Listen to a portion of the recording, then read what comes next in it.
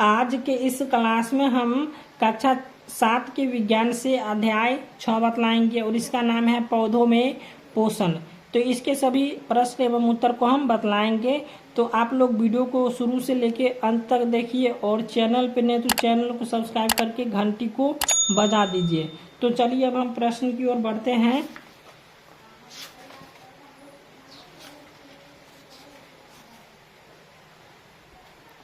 तो यहाँ पे अभ्यास लिखा हुआ, ठीक है। इस अभ्यास का यहाँ पे पहला प्रश्न दिया हुआ है, सही उत्तर पर चिन्ह लगाइए। तो एक का ए में है, हरे पौधे जो अपने भोजन स्वयं बनाते हैं कहलाते हैं। तो हरे पौधे जो है सो अपना भोजन स्वयं बनाते हैं तो वह क्या कहलाएगा? स्वपोषी कहलाएगा। स्वयं मतलब स्व, तो यहाँ पे आ जाएगा स्वपोषी। उसके बाद बी में है अमरबेल उदाहरण। तो अमरबेल हो जाता है जैसे आप किसी गाछ पे देखते होंगे एक लत्ती लतरा होता है, वह जो है सो अमरबेल होता है, तो वह हो जाएगा क्या? विषमपोषी। उसके बाद यहाँ पे सी में है पौधों का रसोई घर। तो पौधों का रसोई घर क्या होता है? पत्ती। पत्ती क्या करता है? भोजन बनाता है, ठीक है। सूर्य से प्रकाश लेकर के भोजन बनाता है। यहाँ पे इसके बाद डी में है कीटभक्षी पौधा है। तो कीटभक्षी पौधा हो जाता है घटपर्णी पौधा जो है कीटभक्षी पौधा है।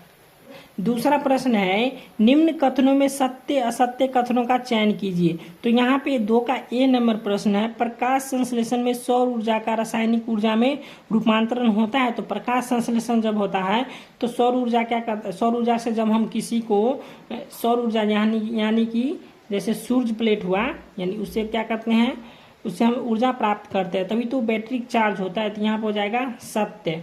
उसके बाद बी में है जड़ कार्बन डाइऑक्साइड का ग्रहण करने में मदद करता है। तो जड़ जो है सो कार्बन डाइऑक्साइड को ग्रहण करने में मदद नहीं करता है। ऑक्सीजन मतलब जड़ जो है सो ऑक्सीजन को ग्रहण करता है लेकिन कार्बन डाइऑक्साइड छोड़ता है। उसके बाद सी में है कार्बोहाइड्रेट और ऑक्सीजन प्रकाश संश्लेषण का उत्पाद है। तो यहाँ पर हो जाएगा सत्य।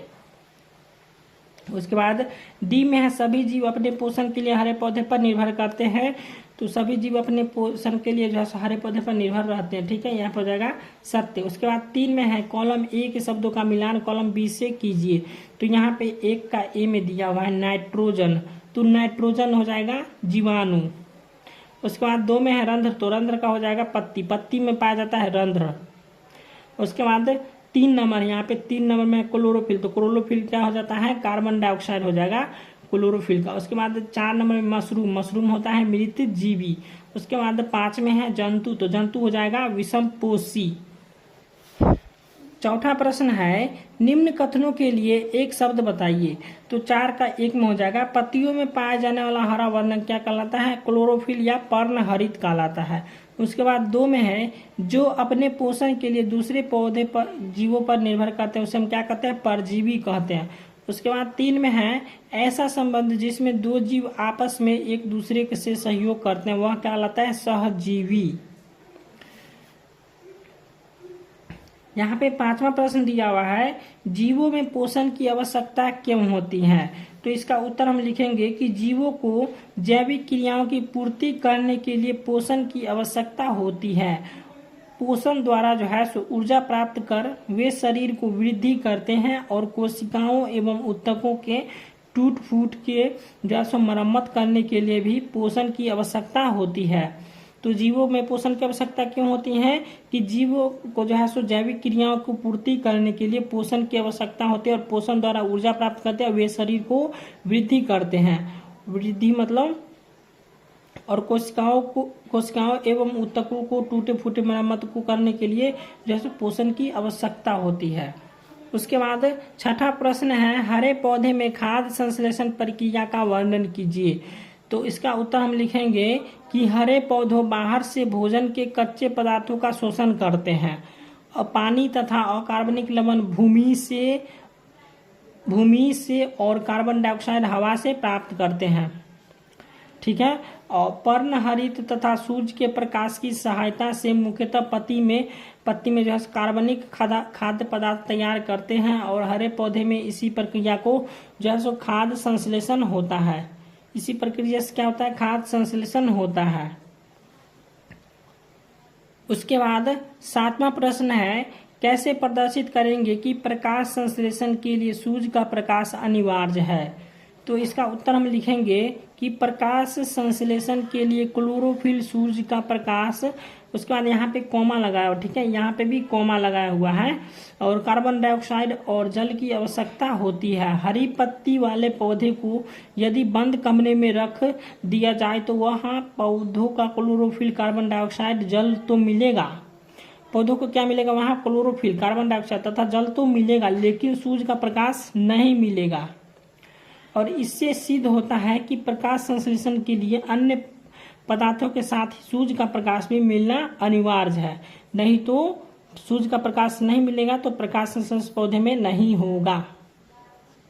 उसके बाद 8वां प्रश्न परिभाषित कीजिए। जैसे यहाँ पे 8 का 1 में दिया प्रकाश संश्लेषण, इसका क्या करना है? परिभाषा देना है।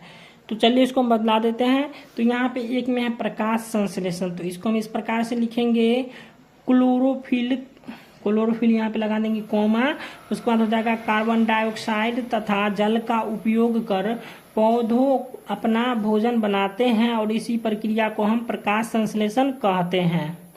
समझ गए होंगे। उसके बाद दूसरा प्रश्न है सहजीवी संबंध किसे कहते हैं? तो इसका परिभाषा इस प्रकार से लिखेंगे कि हम कभी कभी दो जीव साथ साथ रहते हैं, वे आपस में आवास के साथ ही भोजन भी बांटते हैं।